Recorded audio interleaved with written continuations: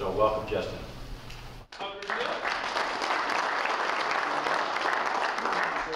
My name is Justin Doane. I run Dangerous Baits Guide Service, OregonFishGuide.com, and I fish way too much.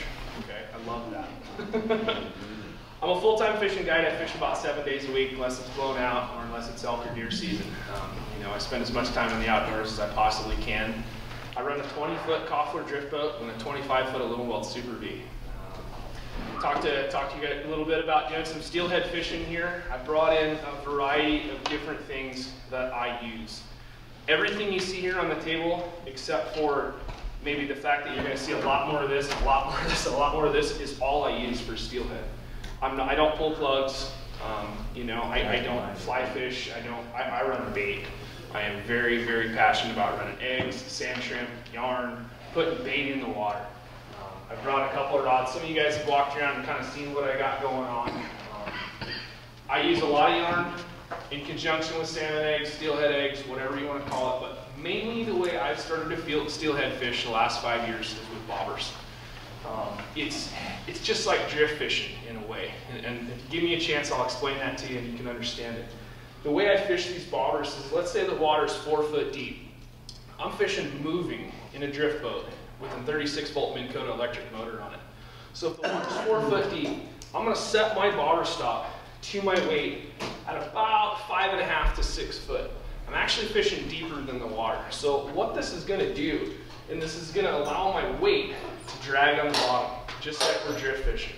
Cast out, bang, bang, bang, bang, bang, steelhead bite. Well, a lot of things that I've noticed is some guys like you know what steelhead bites are, but everybody's been jacking their jaw, talking to their buddy, and oh man, you miss a fish.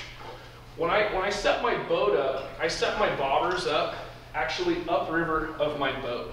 So if we're going down the river, river's running this direction, I'm going to take my bobbers and I'm going to cast up at a 45-degree angle uphill of the boat, okay?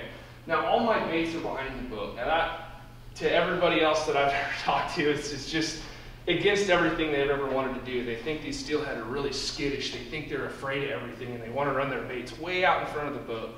Well, if you're running a bobber way out in front of the boat, you got to be running the right amount of depth. And a lot of times, even I that fish the river 7 days a week don't know how deep the water is every single day at this hole, or where it changes here, or how it changes here, or where there's a rock here. When you keep your bait in the water 100% of the time, you're going to catch more fish than if you're trying to figure out what water depth it is. Like I said, when I fish moving baits, is I keep my baits back up behind the boat. I use this yellow line to watch where my bobbers are and watch where my baits are. Essentially, this is just a strike indicator. I'm not going to set the hook on a fish. I'm not going to do anything crazy. What I tell my guys to do is cast towards the bank. All of them cast towards the bank line at a 45-degree angle. I'll have one guy, the first person, second, or third, depending on how many groups of different people I'm fishing, I'll have one guy reel 3 feet off the bank. I'll have one guy reel 2 feet off the bank. Maybe the next guy, I'm going to let him run right on the bank line. So now what I'm doing is I'm covering the spread. I'm covering 4 or 5 feet of that run.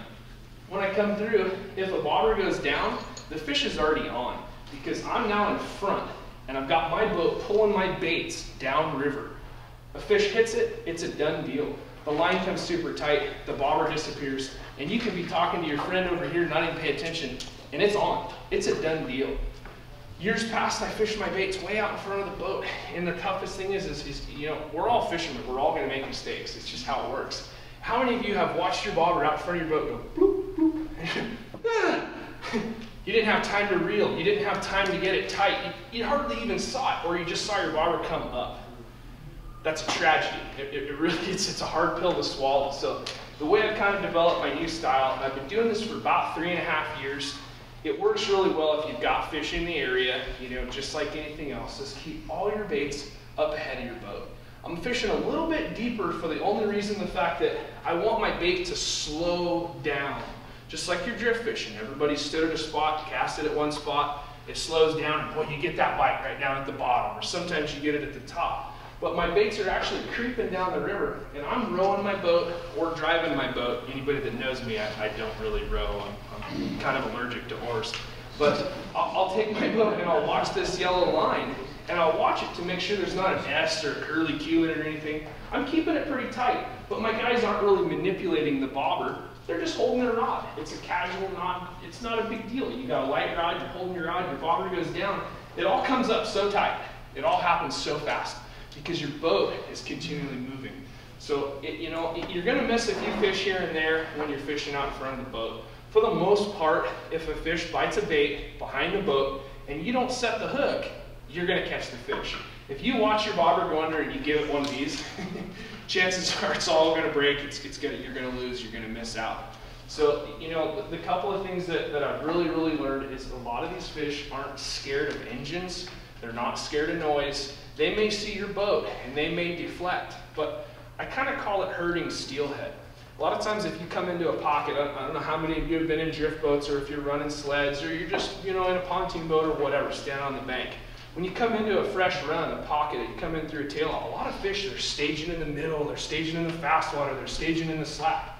Well, if I come through with my boat, if the river's only 15 to 25 feet wide, I come through with my 72-inch wide boat, they're gonna go to that bank or they're gonna go to that bank because I'm coming through. So now what I've done is I've actually herded the steelhead over the bank and my baits are getting ready to come through.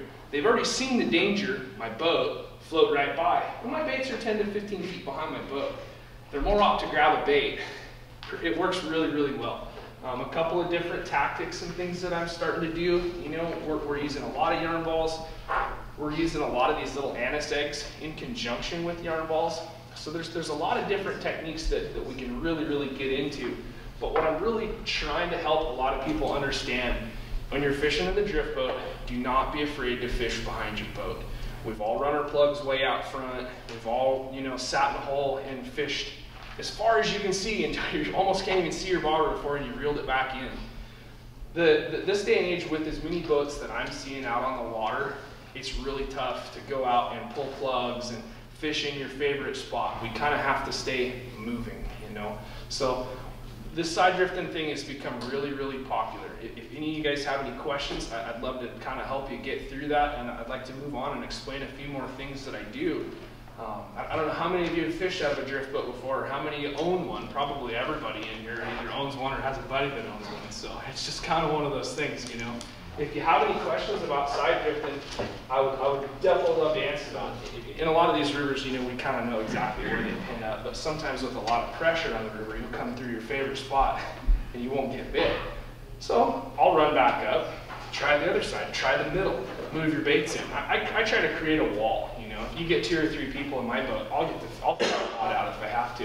And we'll create a wall and we'll come down the river. And if visibility is 3 feet and you got your bobber set 3 feet away from each other, you're covering a really big swath. And with these steelhead, you get pretty good bites. I've noticed that when I used to fish steelhead, I used to think that, you were only going to catch a couple, 1 or 2 or 3 a day. Some of these tactics have brought me into 20, 25 fish days. It doesn't happen all the time. A lot of times we just catch 6 fish and they're all hatchery fish and we go home. We're just happy, So it's just kind of the way you look at a couple of different things on what kind of bite you're trying to get, where it's wrapped up and it's crazy. Well, this just allows it to do whatever it wants to do. It can't get hung up. It works really well. I wouldn't do it. 5'4", 5'9". There's no doubt about that. What's your easiest method of putting these in there? Sure. It's kind of gross. Why? I've done it the hard way. Well, the surgical tubing here, this one's going to be easier because it's right towards the end. I've done this like 4 times already tonight. Surgical tubing, all I do is I go like this. I put a little saliva in there just like that. I take that 300 bead and I put it in there just like that. Yeah, and you wait a day or so and the saliva kind of dries up and they turn it, then they turn into these. and that works really well. Using the regular stuff that we always used to use, like packing the slinky cord, it's a lot of work. I know. It's a lot of work. My fingers get all bruised up and stuff, and I can build hundreds of these things. It's just every year. I'm a rod guy. You fish? That's exactly what I've created. You're fishing deeper than the water is, and your gears they're made by Bomac. They're so cool. They come with the bead already on it. Okay, and they're tiny rubber, so they fly right through the guides